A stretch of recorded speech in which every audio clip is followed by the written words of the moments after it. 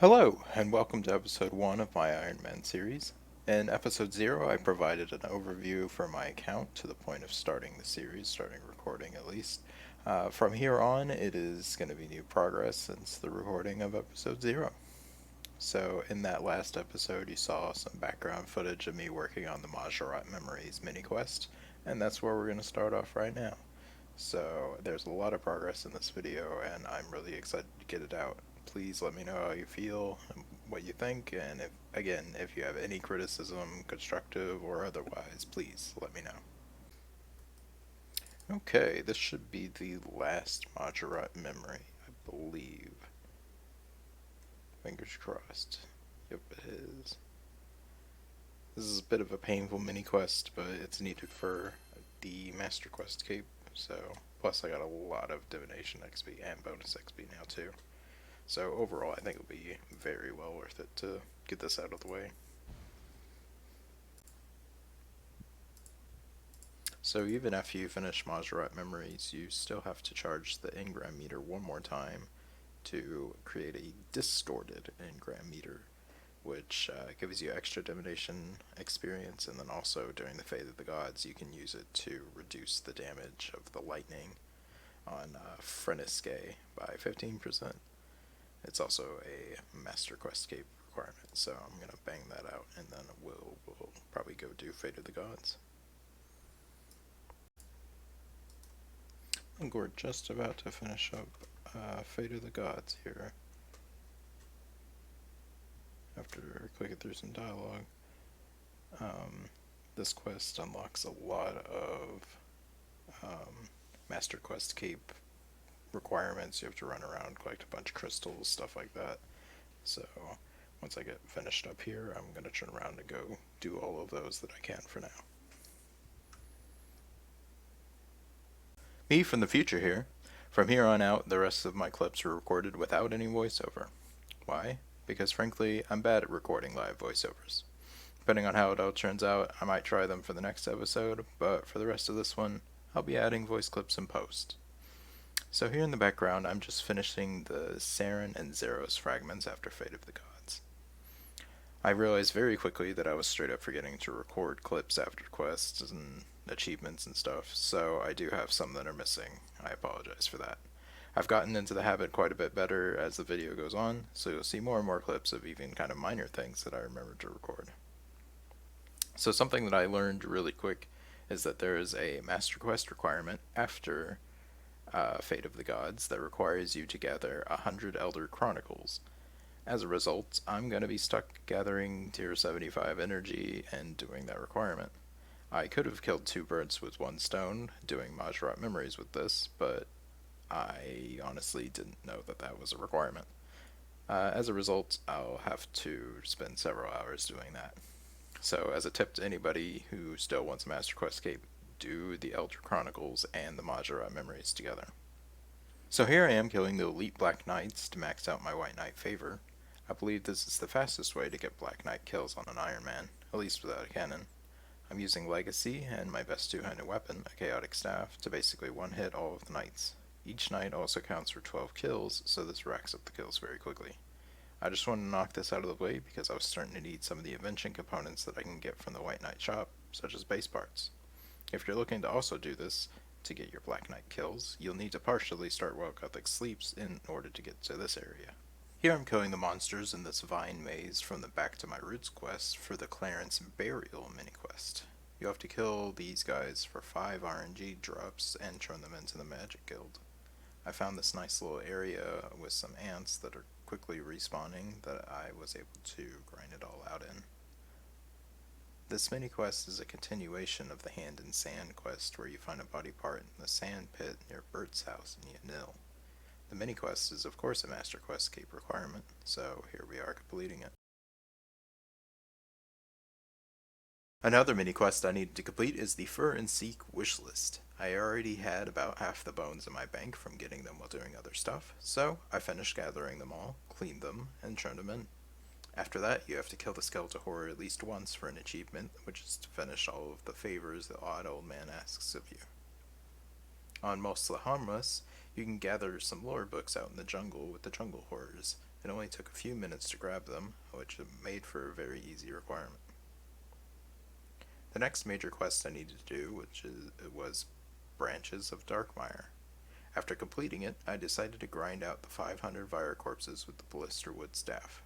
Vires will be a huge part of my account very soon after I complete River of Blood and get the Sun Spear. Basically, it'll be my gateway to 99 Prayer, Invention, and Herblore. Grinding out the 500 Vire corpses now will help me save some time in the future. And then to cremate the 500 Vire corpses, you need Sacred Oil, which is from the Shade of Morton minigame. I hopped onto the official world and found a few people there, so I was able to get all the oils I needed and cremated all my Vires. Something I didn't know is that at some point here in the last few years, they've changed the drop tables for the keys that you get from cremating Vires, so it doesn't roll on the Treasure Trails drop table anymore, which is disappointing, but I guess I could see it because you could probably get a lot of fortunate components from that. After completing the Brink of Extinction, you gain access to the Fight Cauldron. A fairly infamous Master Quest cape requirement requires 655 Obsidian shards from the Cauldron, as well as a Ring of Stone. I also needed the shards to create the Obsidian suit, which I will be using to do the Fight Kiln. The Ring of Stone can only be obtained from a shop for 303,000 Tokul. I wasn't able to find much information on the fastest way to obtain Tokul, but I killed some of the regular Tsar around the city and noticed that they dropped several thousand at a time. So I grabbed a Charming Imp, I was able to collect the Obsidian Charms, and I just bladed dived between all of them south of the Fight Cauldron to quickly gather Tokul and the Charms. It only took a couple of hours, and I got all the Tokul I needed for the Ring of Stone, and I spent some extra time to grab extras so I could recharge the Tokul's old ring while I do the Fight Cauldron. I also completed the Firemaker's Curse quest, which unlocks the daily firemaking method through the Book of Char. I'm holding off on doing this for now, as I'll be getting 99 prayer through Vires, which also gives a sizable amount of firemaking XP, so I don't really want to waste any logs. After the quest, you can get a firemaking outfit from the circus, assuming you already have the lowest level outfit. This is purely a cosmetic, but it's also a Master Quest cape requirement. I lucked out and already had the low level outfit, so I obtained the Firemaker outfit for another requirement checked off. I decided to do some elite clues, just hoping for something rare, but I only ended up with a few fortunate components. I haven't done many clues on any account since they've updated them with the Clue Hunter outfit and stackable caskets and stuff. I normally enjoy clues, so sooner or later I'm sure I'll stack up a load of caskets to open at once. I found that I had missed an XP reward from the Gower quest, so I went and claimed that to take off another Master Quest cape requirement. Also, in case you've noticed, I'm sorry that my cursor's off from where it appears it should be. I thought I had fixed that, but it appears in a bunch of these clips. Around this time, I had been doing combat training via boosting for Slayer points. I had previously unlocked Broad Fletching, and now I've unlocked Slayer rings as well. I'll have the helms soon, but after getting the rings, I skipped the whole maze part of Tarn's lair and got an enchanted Salve amulet, which also is a Master Quest cape requirement. I had finally gotten the prayer level needed to come and get this prayer XP after the Summer's End quests. While I was out this way, I also brought gear to kill the Tormented Wraith for about half an hour. I was hoping I could grab a Holy Elixir to finish my Elysian, but unfortunately I didn't get one. I finally got tired of not having an enhanced Excalibur, so I went ahead and boosted for the Seer's Hard Diary. I noticed they also had the requirements for the Elite Diary too, so I went ahead and did the both to maximize the healing from the Excalibur. This is really nice to have. I've put Mobile and Wise 2 on it, and so this is now my best skilling offhand, as well as a perfect bladed dive weapon. I was nearing having overloads, so I did the Taranwin Medium Diary as well, for the baitless catching of Grinwalls. I also completed the Already Hard Diary. I can do the Mauritania Hard Diary as well, but I'm missing a full set of Barrow's armor. I'm doing a few kills a day to kind of break up the grind, but so far I've only gotten a couple tops from different brothers. After that, I was within striking distance of doing Plague's End and unlocking Prif. I finished Within the Light and the small achievement after it for having Ilfine teach you how to alter the teleport crystal to teleport you to the entrance of the Temple of Light. I had the charms for 75 summoning via Crimsons and Blues. I did Stranger Plants and Mithril Minotaurs. I went and exchanged the pouches for shards, but I could have saved them for later after I did the Taranwen Heart Diary for extra shards, but I valued the cash now.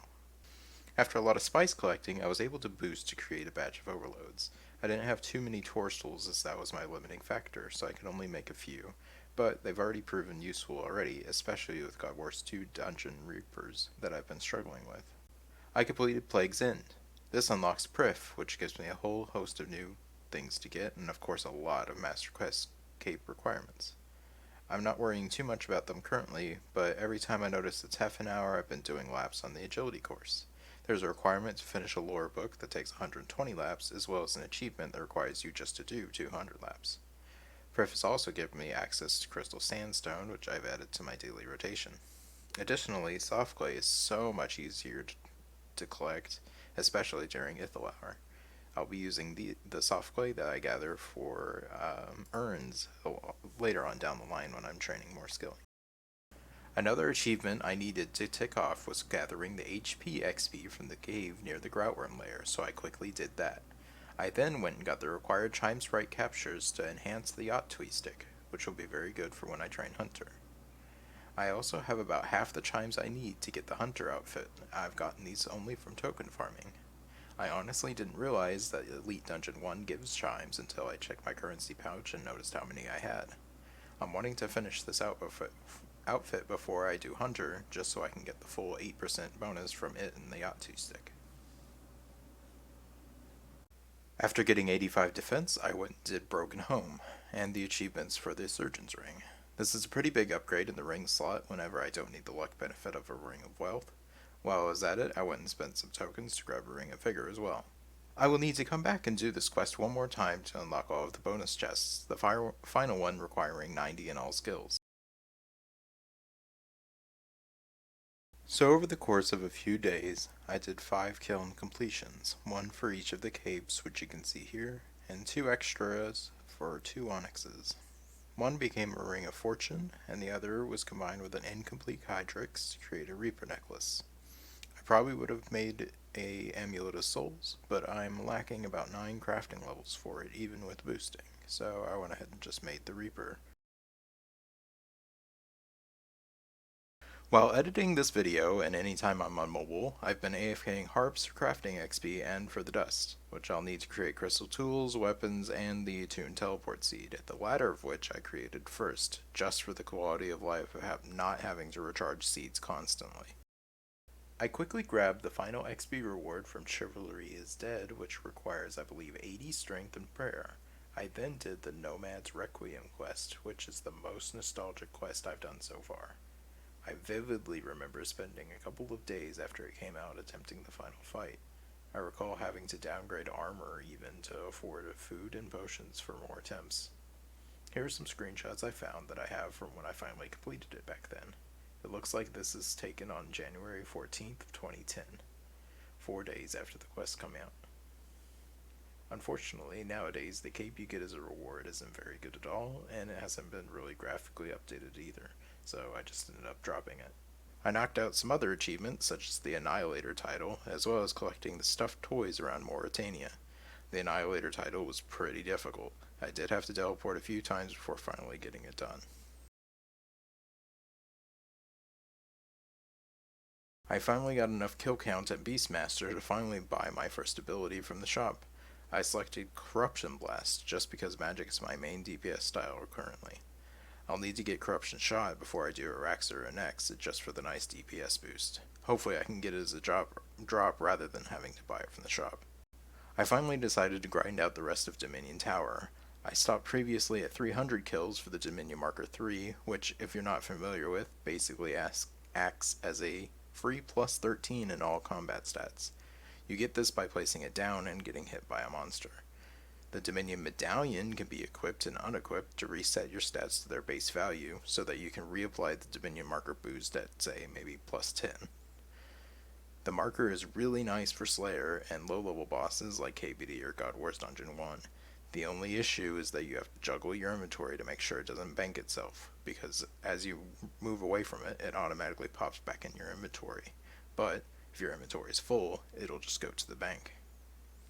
I finished the Dominion Tower at 807 kills, going over 500 kills dry to get the final boss kill I needed, which was the Pest Queen. Just as a tip for anybody doing Dominion Tower, look up on the wiki what floor the boss you need spawns on, and carefully choose the debuffs that you get to ensure that when you actually get to the boss, you can actually kill it. So that's the end of the episode. It's a lot of progress crammed into a short amount of time. I'm not quite sold on how I edited this all together. I feel like it's just kind of clip after clip after clip, just very rapid fire, along with my commentary, which is just basically I did this, and then I did that, and then I did this. I feel like it's just not the most entertaining, and I just kind of think it might be dull to sit there for 15 minutes and listen to it all. But then again, I'm not quite sure. Please feel free to comment in the comments or add me in game and tell me, or just give any constructive criticism, feedback, anything about how you feel, what you think. Maybe next episode I want to try a little less scripted voiceovers, but I feel like that might be what's causing it to sound so monotonic and repetitive. But then again, if I do non-scripted, which I'm going off script right now, it kind of makes me stumble on my words and pause more, which I feel kind of interrupts the flow of how I'm talking. But anyway, next episode I also kind of want to try more complicated editing, maybe try a montage of some sort. And also, speaking of next episode, I know I said in episode 0 that I was going to clean my bank in this episode, but I'm just going to have to push it and make it episode 2 instead. It'll be the very first thing. So, again, please give any feedback, constructive criticism, anything like that, please give it below. And if you're interested in seeing more, feel free to subscribe. Thank you, and I'll see you next time.